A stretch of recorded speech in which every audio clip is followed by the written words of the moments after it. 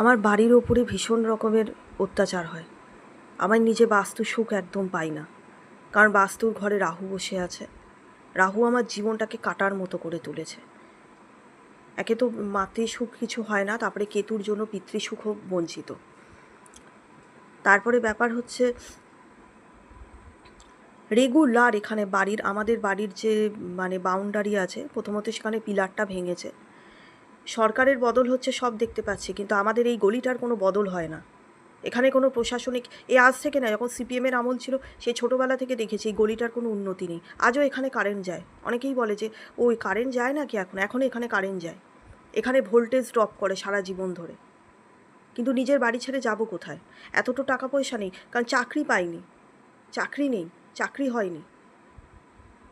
এখানেও সরকার অনেক রকমের একটা যে কোনোই ভাণ্ডার বা ভাতা দিক, সেখানে অনেক রকম তারা দেখে শুনে সেই ভাতা দেয়, আমি কোনো রকমের পাই না। তারপরে আমার শরীর এত অসুস্থ, আমার হার্টের প্রবলেম, আমি বেশিক্ষণ হাঁটতে পারি না, বেশিক্ষণ দাঁড়াতে পারি না।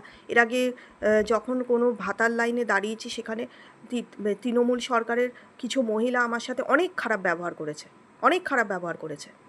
এত ছোট লোক তারা। আজকে আমার মা বাবা যদি আমাকে দেখতো, তাহলে আমার ভাতার লাইনে হয়তো দাঁড়াতে হতো না, ঠিক আছে? তো এখনও আজকেও আমার মা আমার ছোটো মাসিকে ফোন করে আমার নামে যা তা নিন্দেবন্ধ করেছে, ঠিক আছে? ছোটোবেলা থেকে আমার উপরে টর্চার করে করে করে করে আমার শরীরটাকে শেষ করে দিয়েছে। তারপরে এমন একটা স্কুলে পড়িয়েছে যেখানে মানসিক চাপ সহ্য করতে করতে করতে করতে আজকে হার্টের সমস্যা এসে দাঁড়িয়েছে। এখন লোকের কাছে বলে আমি কোনো কাজ করি না, আমি কোনো কাজ করি না। তাদের ইচ্ছে মতো একটা সময় যখন আমার খুব বেড়ানো ঘোরার ইচ্ছে ছিল, তখন আমার বাবা মা আমাকে কোনো জায়গায় বেড়াতে নিয়ে যেত না। এটা নিজের বাড়ি, সেখানেও সমস্ত ঘরের মধ্যে তালাচাবি দিয়ে একটা ছোট্ট জায়গার মধ্যে আমাকে বন্দি করে রেখে যেত।